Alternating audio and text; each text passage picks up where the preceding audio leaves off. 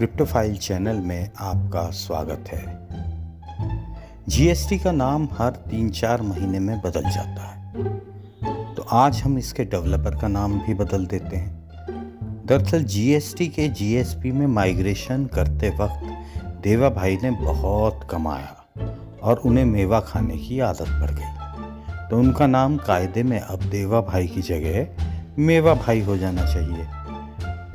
तो मेवा भाई नाम बिल्कुल सही है इस आदमी के लिए। मेवा भाई ने अब नया फॉर्मूला निकाला है। भाई कुछ भी हो, ये आदमी कार्टून है, रोज नए नए प्लान लेकर आता है। इसका नया फॉर्मूला है जीएसपी का जीएसपी V2 में माइग्रेशन।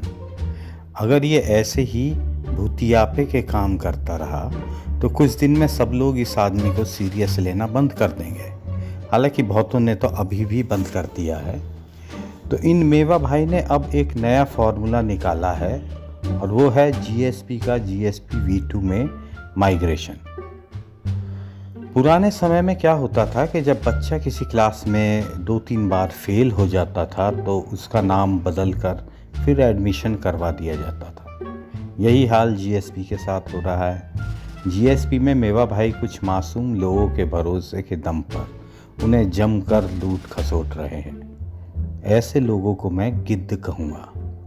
पता नहीं कितने लोगों का पैसा खा चुका है ये गिद्ध, और अभी कितने और लोगों का पैसा खाने के इंतज़ार में है, और डकार भी नहीं ले रहा है। अजीब बेशर्म इंसान है।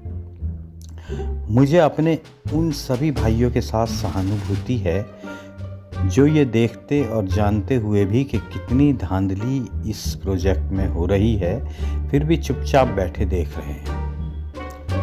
तो भाइयों, आज मैं कुछ तथ्य रखूंगा, आप सब खुद ही निर्णय लेना कि ये सब क्या चल रहा है। सबसे पहली है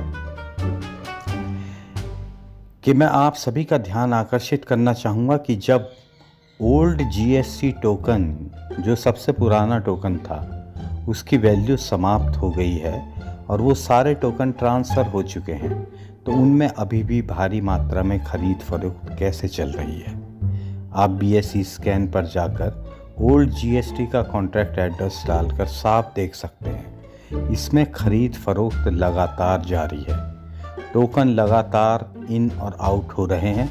ज़रा आप सोचिए, आम लोगों को इससे क्या फ़ायदा होगा। इससे फ़ायदा सिर्फ डेवलपर का है, और वो अंदर ही अंदर कोई बड़ा खेल खेल रहा है। जब टोकन माइग्रेट होता है तो उसकी माइग्रेशन साइट हमेशा के लिए ओपन रहती है। वो इसलिए कि जिससे वो लोग जो लॉन्ग टर्म के हिसाब से टोकन परचेज करते हैं, बहुत जल्दी टोकन नहीं देखते। वो भी जब अपने टोकन देखें तो कुछ सालों बाद भी उन्हें नए टोकन में माइग्रेट कर सकें। ज़रा सोचो, किसी एक आदमी ने जो जीएसटी पर बहुत ट्रस्ट करता होगा, उसने टोकन खरीद कर छोड़ दिए। अब 5 साल बाद वो अपने टोकन देखता है तो उसके वैल्यू तो उसे 0 दिखेगी। तो डेवलपर ने इनडेफिनेट साइट ना रखकर फंडा निकाला मैनुअल माइग्रेशन का। ये एक तरीका है टोकन को मैनिपुलेट कर सकने का और नॉन ट्रांसफरेबल टोकन को खुद यूज़ करके उन्हें खरीद बेच सकने का। 3-4 महीने के अंदर ही 2 माइग्रेशन लाकर सिस्टम को इतना कॉम्प्लेक्स बना दिया कि अब कोई भी जीएसटी को डायरेक्ट जीएसपी V2 से नहीं जोड़ सके, और उधर जीएसपी में अभी भी खरीदारी करके उस टोकन को मैनुअल ट्रांसफ़र करके जीएसपी V2 में खुद यूज़ कर रहे हैं ये डेवलपर्स।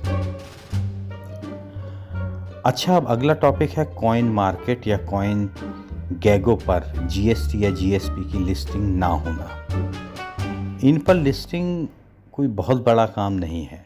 ऐसा नहीं है कि बहुत अच्छे टोकन ही इन पर लिस्ट होते हैं। थोड़े बहुत पैसे देकर लिस्टिंग हो जाती है, पर इनकी नीयत शुरू से ख़राब थी। ये जानते थे अभी माइग्रेशन का खेल और खेलना है, तो अभी लिस्टिंग कराने का कोई फ़ायदा नहीं। जब फाइनल टोकन बना लेंगे तब लिस्टिंग करवाएंगे।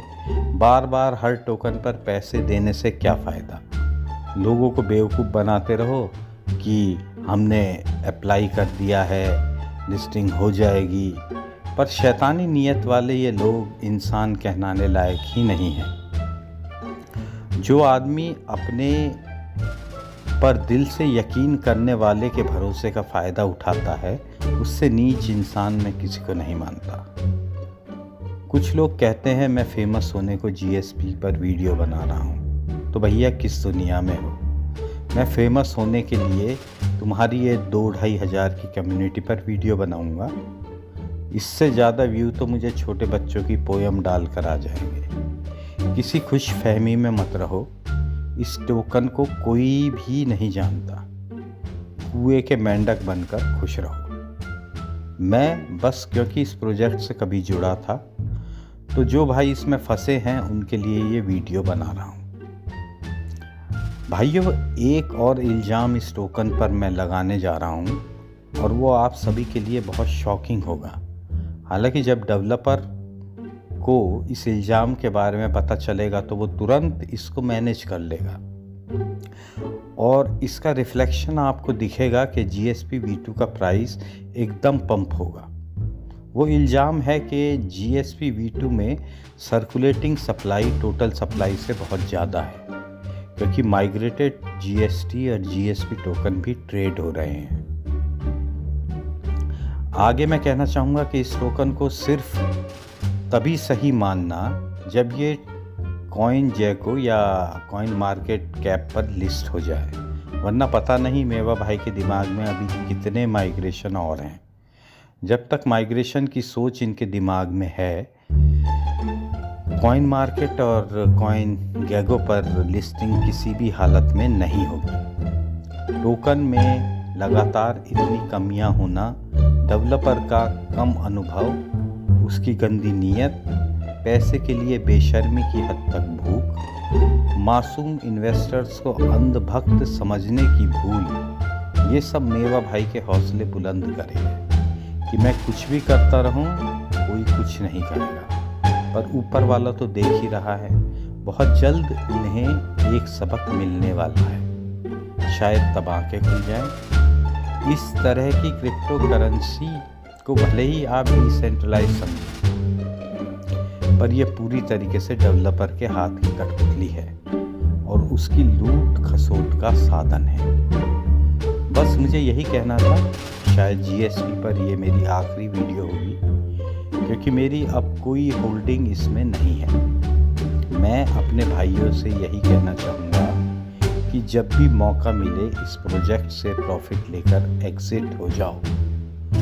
इसका कुछ भी फ्यूचर नहीं है।